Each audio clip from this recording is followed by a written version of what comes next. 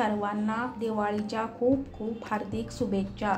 दिवाळी फराळामध्ये आज आपण बघणार आहोत अगदी मौसूद, तोंडात टाकतात विरघळणारे दाणेदार बिना पाकोचे लाडू कसे बनवायचे। हे बनवायला अगदी सोपे आहेत। बऱ्याच वेळा लाडू कडक होतात किंवा मिश्रण अगदी पातळ होते। असे होऊ नये म्हणून मी काही टिप्सही सांगणार आहे, तेव्हा व्हिडिओ शेवटपर्यंत नक्की पहा। चला तर रेसिपीला सुरुवात करूया। लाडू बनवण्यासाठी मी इथं 2 वाट्या बारीक रवा म्हणजे 0 साईजचा रवा आपल्याला घ्यायचा आहे, तो घेतला आहे। 1 वाटी मी पिठी साखर घेतली आहे, अर्धी वाटी तूप घेतले आहे, थोडे सजावटीसाठी मनुके घेतले आहे आणि इथं मी अर्धा चमचा वेलची पावडर घेतली आहे। हे झाले वाटीचे प्रमाण आणि तुम्हाला जर किलोच्या प्रमाणात करायचे असेल तर ते किलोचे प्रमाणे मी तुम्हाला देत आहे। आता इथे मी एक कढई गरम करायला ठेवली आहे, त्यामध्ये आपण रवा घालून घेऊयात।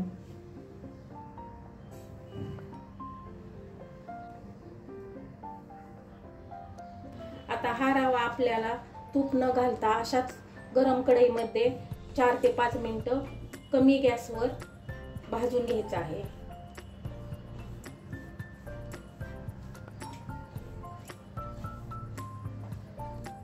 अशा पद्धतीने आपल्याला रवा सारखा हलवत राहायचा आहे, नाहीतर तो करपण्याची शक्यता असते। आणि गॅसची फ्लेम ही आपल्याला लोच ठेवायची। फुल केली तर काय होतं तर तो रवा करपतो आणि रवा आपला व्यवस्थित फुगत नाही आणि ते कचकच लागतात। म्हणून गॅसची फ्लेम ही स्लो ठेवूनच आपल्याला रवा हा भाजायचा आहे आणि असे सारखं हलवत राहायचे आहे। त्यामुळे आपला रवा व्यवस्थित भाजला जातो आणि तो फुगतो। आता इथे 5 ते 7 मिनिटं झालेले आहेत, आपला रवा भाजत आलेला आहे। त्यामुळे आता आपण थोडंसं तूप घालून घेऊयात।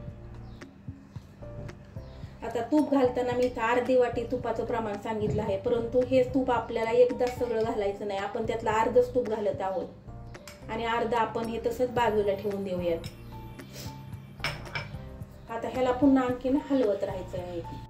ज्या वाटीने तुम्ही 2 वाट्या बारीक रवा घेतला होता त्याच वाटीने तुम्हाला अर्धी वाटी तूप घ्यायचे आहे आणि त्याच वाटीने तुम्हाला पिठी साखर घ्यायची आहे।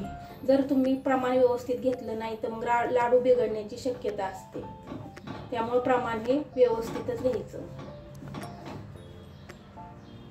आपला रवा आता भाजलेला आहे, त्याचा कलरही चेंज झालेला नाहीये आणि त्याचा सुगंधही खूप छान येत आहे। अशा पद्धतीने आपल्याला हा रवा भाजून घ्यायचा आहे। आता याला भाजण्यासाठी सुमारे 15 ते 20 मिनिटं मला लागलेले आहेत। आता यामध्ये मी 1 वाटी पिठी साखर घालत आहे आणि 1 चमचा वेलची पावडर घालत आहे। आता हे मिश्रण आपल्याला चांगलं एकजीव करून घ्यायचं आहे आणि आपला गॅस आपल्याला बंद करायचा आहे।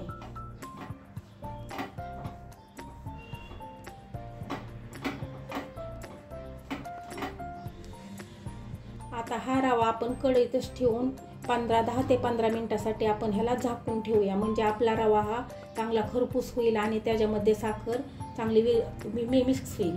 आता 15 मिनिटं झालेले आहेत, आपण झाकण काढून बघूया। आपला रवा आणि पिठी साखर चांगले मिक्स झालेले आहे आणि हे मिश्रण थोडं कोमटच आहे। असे कोमट मिश्रण असतानाच आपल्याला हे आता एका मिक्सरच्या भांड्यामध्ये लावून घ्यायचे आहे।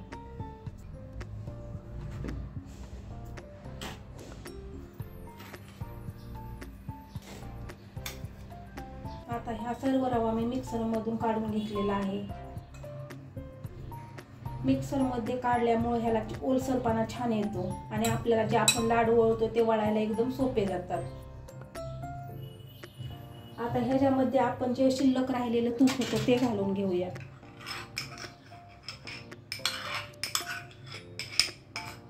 आणि ह्याला चांगलं मिक्स करूयात।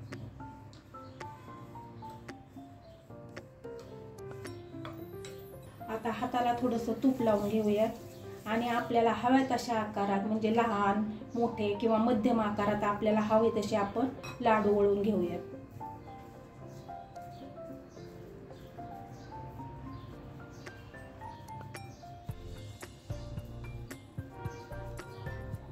हे बघा किती सहज लाडू वळायला जमत आहेत।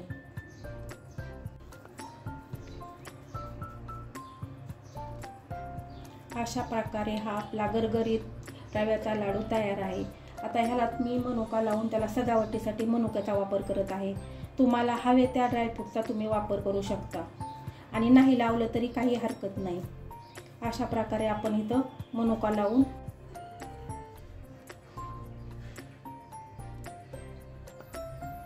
अशा प्रकारे आपण सर्व लाडू वळून घेऊयात। येथे आपले सर्व लाडू तयार झालेले आहेत।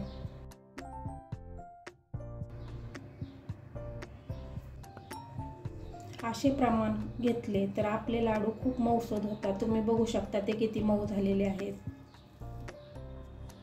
अशी ही रेसिपी नक्की ट्राय करा आणि आवडल्यास लाईक, शेअर आणि सबस्क्राईब करायला विसरू नका। धन्यवाद।